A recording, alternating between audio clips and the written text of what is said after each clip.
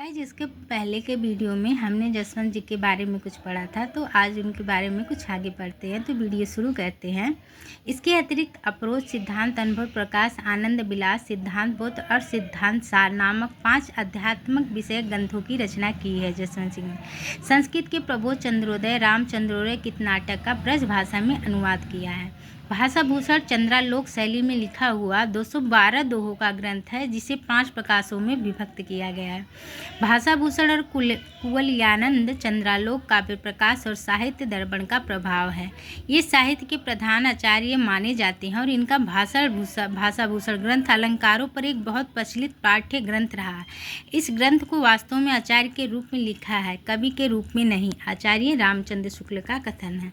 इनके अन्य अलंकार निरूपक कवि और उनके गद्य: पद्माकर, पद्माभरण, मतीराम ललित ललाप अलंकार 85 का, सेवा सदन रघुनाथ अलंकार, रसिक सुमित अलंकार चंद्रोदय, रघुनाथ बंदीजन रसिक मोहन, दूल्ह कवि कुलकंठाभरण, रसरूप तुलसी भूषण, गिरिधर दास भारती भूषण।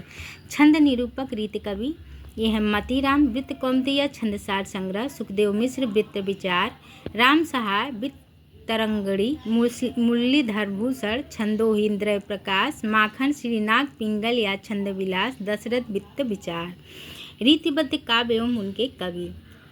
नोट: डॉक्टर नागेंद्र की दृष्टि से रीतिबद्ध कवि के कवि हैं जिन्होंने रीति ग्रंथों की रचना न करके काव्य सिद्धांतों या लक्षणों के अनुसार काव्य रचना की है।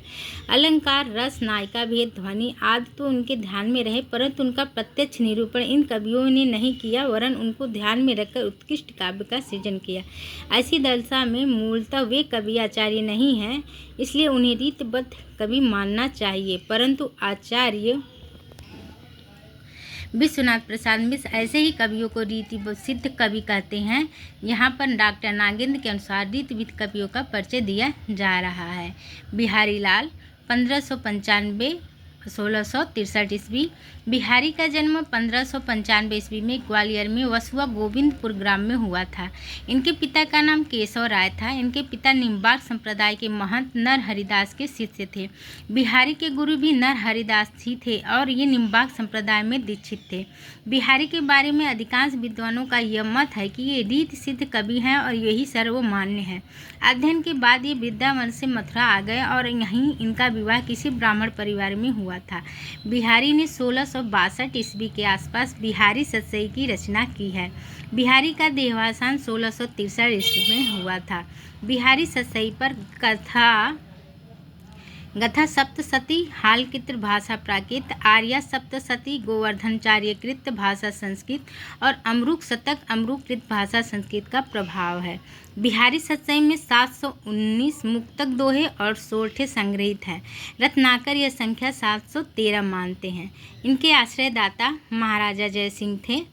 सन 1645 ईस्वी के आसपास जब बिहारी जयपुर गए थे तो उन्हें पता लगा कि यहाँ के राजा महाराजा जय सिंह अपनी किशोरी नवविवाहिता रानी के प्रेम में मुग्ध होकर सारा राज का त्याग कर भोग विलास में लिप्त हैं और प्रजा बेहाल है। तभी बिहारी ने उसी समय एक दोहा लिखकर महाराज के पास पहुँचाया, जो इस प्रकार है: नहीं पराग नहीं मधुर मधु, नहीं विकास यही काल, अली कली ही सो बधो, आगे कौन हलाल।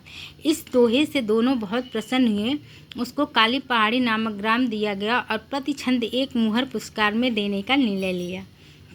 बिहारी एक सर्वश्रेष्ठ मुक्तकार हैं।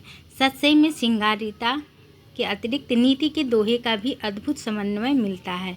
बिहारी के दोहे की प्रसिद्धि का मुख्य कारण कल्पना की समाहार शक्ति एवं भाषा की समास शक्ति है। गाइस, आज के लिए बस इतना ही। वीडियो अच्छी लगी है तो मेरे चैनल को सब्सक्राइब करें, लाइक करें और शेयर करें। धन्यवाद।